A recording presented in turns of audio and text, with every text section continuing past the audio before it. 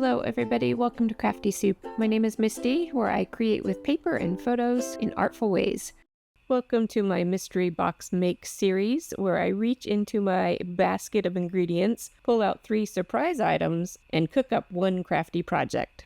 Let's get started. This year I am using this wheel to choose my products, and I have various items on here because I have a box of goodies, I have pattern paper pack of goodies, and I have stencils. And last month I redid this wheel so that the pattern paper and stencils would come up less often because there's fewer of those items than what's in the big box. So let's go ahead and spin for our first item. We always spin for 3 items. And the first item will be... I can't believe this. Okay, we're using a stencil again. All right, that is item number 1. Let's keep spinning for item number 2. Come on, big box. We need some goodies out of there. Don't give me a stencil again. All right, yes, we've got a big box item. We're done with that, and let's spin for our final item. And good, that stencil went by. Big box again. I'm liking this. Yep, it is. All right, so those are our 3 items. Let me go down to my video camera live and pull out those big box items so you can see what those are. All right, this is another case where I'm really glad I wasn't live because this was a major challenge. Okay, so first of all, I brought out my big box and I start pulling out things. And the first thing I pull out is the same exact thing I had used from the very first day of this year's mystery box. And I could feel that there were more of these in the package, so I just made an executive decision that I'm not going to do that again. I'm going to count that as something I had pulled previously. Just because there were duplicates didn't mean that it wasn't the same thing. All right, the next item I pulled out are these little ceramic Christmas mugs by Tim Holtz. Okay, what am I going to do with that? And then I do have a couple of ideas, so I go ahead and keep that one. And then next up is the same kind of little snowman bag, but with a snowflake pattern. Now, maybe I would have voted to see if you guys wanted me to use these if I were live. But since I'm not live, again, executive decision, I'm going to go ahead and set those aside and just say that those are the same also. And I can feel a couple more in there that I think are bags. So I'm just going to pull them out. If it turns out not to be a bag, then I will... use it in the project. So I'm reaching around and then I think I feel something that's not a bag and I pull it out and it's a die set. So yes, this was indeed something different. So that will be in the stay pile. And then the third item from our wheel was the stencil. So I go ahead and pull out the pack of stencils that I have. You can see I've covered them up with a sheet of paper so that I can't see what they are. Getting this stencil out was a little tricky because the stencils are getting stuck together with all the little nooks and crannies in there. But I slide this one out, and this one looks like Christmassy music. The words aren't readable, or maybe they're in Latin. I just kind of think they're not readable words. So I've got some Christmas theme and some Halloween theme, and I have an idea. So I'm going to pull out these mugs, and I'm thinking 2 things with these. Maybe I can use the bottom of them as a stamp to stamp circles. So that's one idea. But more to the point, I was thinking about taking molds off of their faces. And I was thinking about doing this in multiple ways. But you'll see that I end up making wax seals using these. So at first I was looking for my hot glue gun. I couldn't find it. I'm glad I wasn't live because that would have been a disaster of me trying to run around the house looking for it. I eventually found it, but not in time for this video. So I went back to the wax idea, and I'm going to coat these little ceramic pots with some regular cooking oil from the kitchen to help it release from the wax.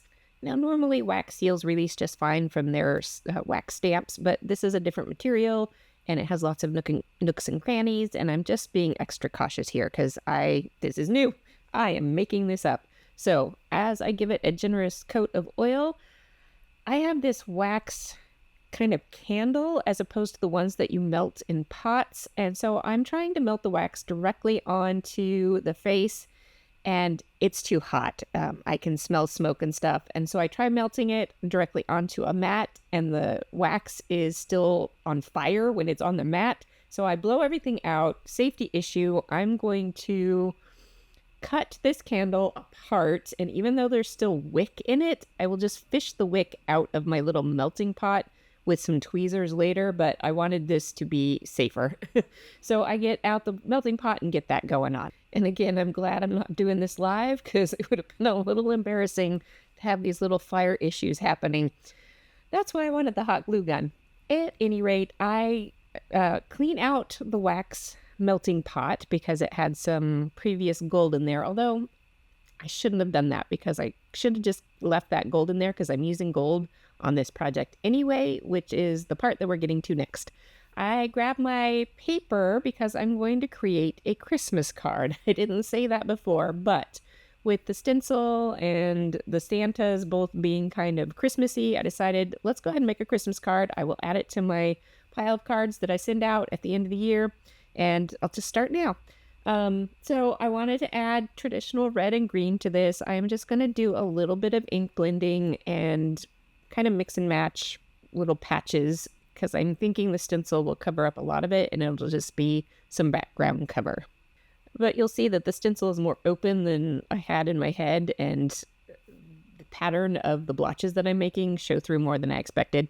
At any rate, it's okay. You do see me using a smaller blending brush here to get in between nooks and crannies, because if you blend red and green together, you're going to end up with a brown color. So I'm trying to get those colors right, the haze of that color right up next to each other without overlapping too much, so that I'm not ending up with that brownish color. And, kind of in my head, I envisioned doing smaller blotches, but this is how it came out. So this is what we're going with. And then the final touch to this inking project is to tap the ink pad against the edge of the cardstock, just to kind of tie everything a little bit more together, and it'll give it a crisper border when I layer this on top of my card. So you can see on the left hand I had inked the edge, but up there at the top I hadn't. So you can see just how much more defined the border is. Now I want to give you a word of caution. If your ink pads are the foamy type like mine, don't drag it across the edge, because you will kill your ink pad. So just do light taps and that should be enough. All right, moving on to stenciling. I pulled out my Simon Hurley lunar paste in gold, and here we go with the stenciling. So this is all pretty straightforward, but I have to say that I really do like the lunar paste. They're nice and creamy. I find that they're not drying out on me just sitting in the jars. They dry really fast, and you'll see me work on that a little bit later. And they go on smoothly. They have lots of shine to them. So I'm really pleased with the lunar paste, and I think I would invest in more colors. Even though I tend to like the basic colors, I might get some more to add to projects, because look at this. It's just so pretty, and it came out nice and crisp, and I didn't have too much problem underneath. Now you do have to clean it right away, so I will take that to the sink. But in terms of cleanup while it's still moist, it's really easy. Just a wipe with a napkin, or a bit of a spritz if you have more product, and a wipe with a towel. I always use reusable towels that I can throw in the laundry, and that doesn't bother me to use them for getting all gunky. All right, so my wax is melted while I did all of that, and I'm pouring a puddle onto a craft mat to protect everything from hot wax, and this craft mat is heat resistant as well. And then I press Santa's face right into a pile of wax. And it does take a minute for it to set up enough so I can let go of Santa. I put more wax in the pot to melt, so I can do a second Santa face. And I forgot to use that Santa to add rings of distressing to the background. Now, you did see me use a heat tool on that paste, but really, I don't think I needed to. While I was doing other things, the heat paste was mostly dry. All right, I pulled off Santa's face and it popped out just fine. So whatever happened, whether it was me using the oil or whatnot, it came out well. However, there wasn't quite enough wax to get the full edge of his face. So I'm going to try and correct that. And again, I'm glad I wasn't live, because all of this trial and error took a long time. And here you can see me pulling out the wick from the melted wax, and there's still some lumps of wax on there, so that will go back in and melt a little bit more. So I'm just trying to drizzle a little extra around the edges, and then I'll smush Santa's face back in there once again. All right, it didn't come out fantastically. I will set it aside and decide if I want to use it or not. Good thing about wax is that it's remeltable. If you don't like it, you can reuse it. In the meantime, I'm making a second card, and here I want to make sure I've got that other distressing technique going on. So I am using my Santa as a stamp to add just a little bit of texture to this background. And notice I changed up my inking technique there to be less blobby. So this is a much smaller panel, and it'll go on another card. And you see in the end, I won't actually finish this one just because my Santa waxes didn't all work out and I was tired and feeling done. But I do get one card finished, and we'll see that in the end. All right, there is my texture background, and I think off camera I go ahead and get that stenciled as well. Here is my second attempt at the wax. I try to pour a much wider, thinner puddle so that it can start to cool down just a little bit, with the hopes that I can layer up the wax to build more of a dome so that that can accommodate the depth of Santa's face, because part of what was happening is that his nose was poking a hole through the bottom of the wax. So this is my next attempt, and he's kind of rolling around, so I'm trying to lift the mat to kind of get it to roll his whole face into the wax without rolling back off again. It's a whole thing. So it's cooled off, and I pull it up, and it's not too bad. It's a little curvy from trying to keep him from rolling away, so I'm adding a little bit more wax to the bottom to kind of help flatten out the bottom so I can, and also his nose poke through. So I'm doing two things here, trying to flatten out the bottom and trying to fix the hole in his nose.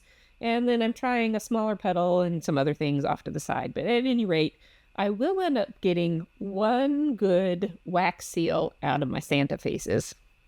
And then my recording software decided to glitch on me. It has been really glitchy lately, and I don't really know why, but I missed recording the part where I die cut the boo word out of that die set. I almost forgot I needed to use that die set. And I also added a little bit of the gold paste inside of the Santa face. I just kind of brushed it in with a damp Q-tip, and it just kind of highlighted a little bit of the areas where the gold paste touched. Now, we don't need a Christmas card to say boo, but when I first saw the die set, I instantly saw the words ho ho ho. So I'm going to cut apart the word boo to create the word ho, and I'll do that 3 times. So just clipping off the bottom of the B turns it into an H, and then clipping off the extra O, and I've got the word ho, and I will repeat that, and my card will say ho ho ho. And I cut it out of black because I liked the contrast that the black added to everything else. So that's why I went with that. And I'm actually gonna separate out the words a little bit so that you get a pause in reading it. So it'll be ho ho ho. At least in my head, that's how it goes. And then I just use regular glue to glue down the sealing wax.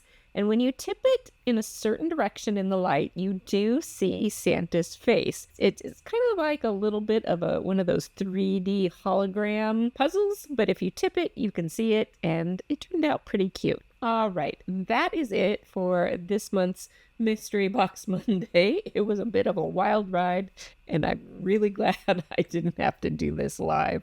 Maybe next month I will be back live with you. We shall see. And until then, I hope you have artful days.